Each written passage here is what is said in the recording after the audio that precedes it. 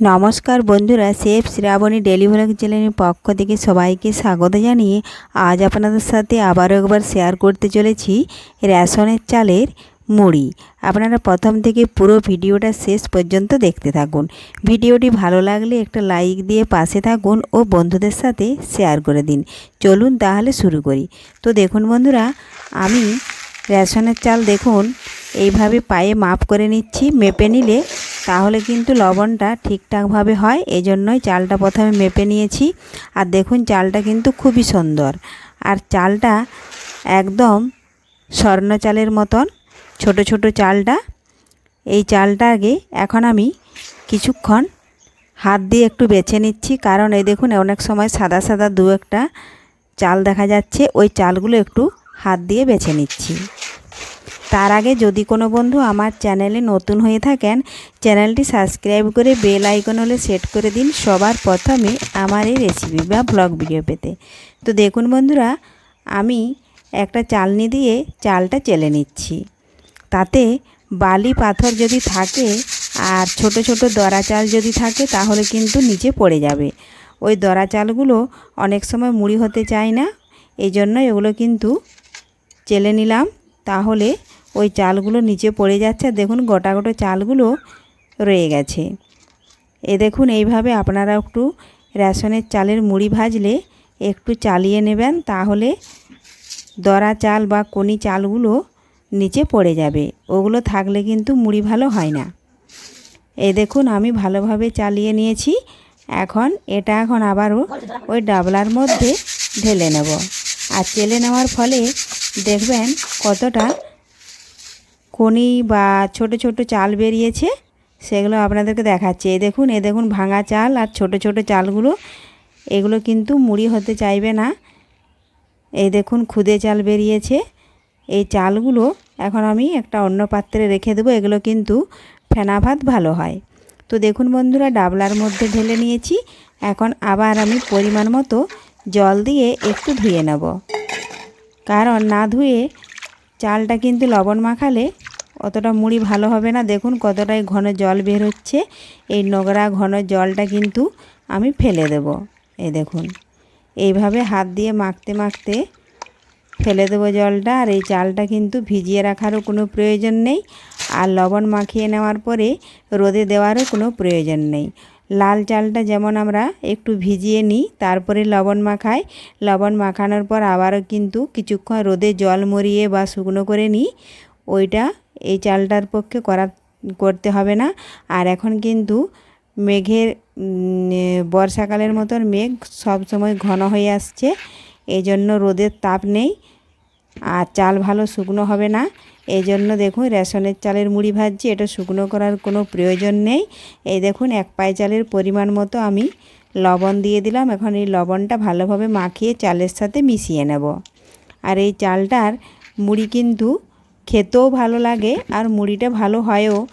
খেলে কিন্তু অনেকক্ষণ পেট ভরা থাকে, খিদে পায় না, কারণ যেহেতু এটা হচ্ছে ভাতের চালের মুড়ি, এই জন্যই। এই দেখুন এইভাবে হাত দিয়ে মেখে নেব। বেশ কিছুক্ষণ মেখে নেওয়ার পরে একটু সামান্য পরিমাণে সাদা তেল দিয়ে দেব, তাহলে চালটা বেশ একটা সিল্কি বা পিছলে পিছলে ভাব থাকবে।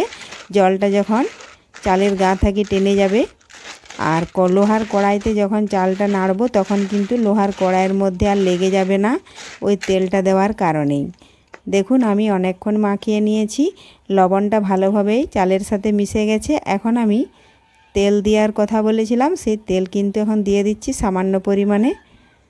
চালের পরিমাণ অনুযায়ী কিন্তু তেলটা দিতে হবে। এখানে আমি 1 টেবিল চামচ তেল দিলাম।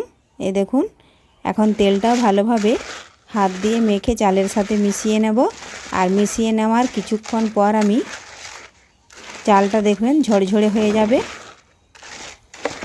আপনারা পারলে বড় জায়গাতে চটে মিলেও রেখে দিতে পারেন কিছুক্ষণ, তাহলে তাড়াতাড়ি চালটা ঝরঝরে হয়ে যাবে। আর এইভাবে লবণ মাখিয়ে কিন্তু সঙ্গে সঙ্গে চালটা কড়াইয়ের মধ্যে নেবেন না, তাহলে ওই জল থাকার কারণে কড়াইটাও অনেকটা নষ্ট হয়ে যাবে, লেগে যাবে। কিছুক্ষণ রেখে দিলে চালটা খুব সুন্দর ঝরঝরে হয়ে যাবে। এই দেখুন বন্ধুরা, আমি কিছুক্ষণ রেখে দিয়েছিলাম, চালটা কিন্তু ঝরঝরে হয়ে গেছে। দেখুন শুকনো চালের মতন। এই দেখুন হাতে আর লেগে যাচ্ছে না। চালের লবণটা মাখানোর পর কিন্তু লবণটাও গলে জল হয়ে গেছিলো, এই জন্যই কিছুক্ষণ রেখে দিতে হবে। এখন দেখুন আমি লোহার কড়াইয়ের মধ্যে ঢেলে নিয়েছি। চালটা একটু গরম করে নেব, যেহেতু এটা চালটা ভেজানো হয় না, এই জন্য এটা কিন্তু একটু গরম করে নিলেই হয়ে যাবে। লোহার কড়াইটা ভালোভাবে গরম হলে চালটা খুব ভালোভাবে গরম হয়ে যাবে। গরম হয়ে গেলে চালের কালারটা কিন্তু একটু লালচে ভাব হবে, তখনই নামিয়ে নিতে হবে। খুবই সহজ রেশনের চালের বা ভাতের চালের মুড়ি ভাজা। আর এই পদ্ধতিতে আপনারাও বাড়িতে খুব সহজেই রেশনের চালের মুড়ি ভেজে নিতে পারবেন। আর রেশনের চালের মুড়ি কিন্তু খেতে খুবই ভালো লাগে।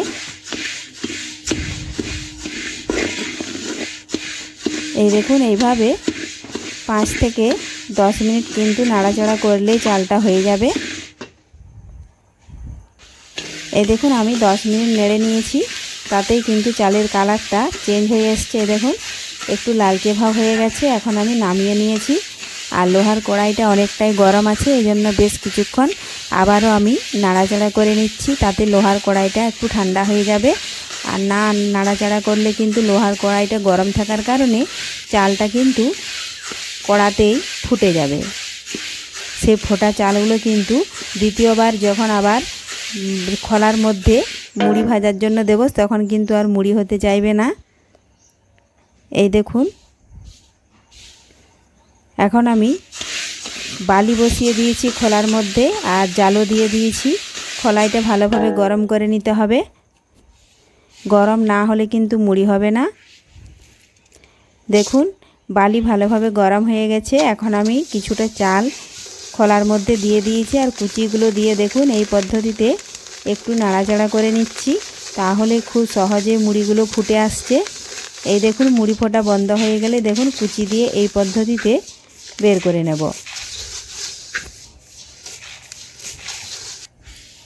আপনারা যদি কুচি দিয়ে মুড়িটা বের করতে না পারেন, তাহলে কিন্তু খোলাটা ধরে বালিগুলো চালনির মধ্যে ঢেলে দিলেই হবে। তাহলে চালনিটা যখন নাড়াচাড়া করবে বালিগুলো কিন্তু নিচে পড়ে যাবে, আর মুড়িগুলো কিন্তু রয়ে যাবে। তা করলেও হবে। আর যদি কেউ কুচি দিয়ে বের করতে পারেন, তাহলে অত ঝামেলা করার দরকার নেই। আর কেউ যদি না পারেন, তাহলে সমস্ত বালি আর মুড়ি একসাথে কিন্তু চালনির উপরে ঢেলে দিতে হবে, তাহলে বালিগুলো নিচে পড়ে যাবে আর মুড়িগুলো রয়ে যাবে। দেখুন আমি সমস্ত মুড়িগুলো ওই একই রকম পদ্ধতিতে ভেজে নিয়েছি। এখন একটু হাত দিয়ে চাপ দিয়ে দিচ্ছি, তাহলে কিন্তু মুড়িটা গুঁড়ো হবে না, কারণ মুড়িটা একটু শক্ত হয়। আর কালো কালো মুড়ি দেখা যাচ্ছে, ওই মুড়িটা কিন্তু গুঁড়ো হয়ে যাবে। ওটা মুড়ি নয়, ওটা কিন্তু বালির ঢেলাগুলো। এই দেখুন এইভাবে হাত দিয়ে ঘষে দিলেই তাহলে কিন্তু বালি কুচি নিচে পড়ে যাবে আর মুড়িগুলো রয়ে যাবে। এই দেখুন এইভাবে নাড়াচাড়া করে নিচ্ছি, আর চালনিটা দিয়ে এইভাবে চেলে নিলেই তৈরি হয়ে গেল রেশনের চালের মুড়ি। ভিডিওটি ভালো লাগলে লাইক শেয়ার কমেন্ট করতে অবশ্যই ভুলবেন না বন্ধুরা। ধন্যবাদ। ফিরে আসছি আবারও নতুন কোনো রেসিপি নিয়ে। এখন মুড়িগুলো আমি ডাবলাতে কুড়িয়ে নেব।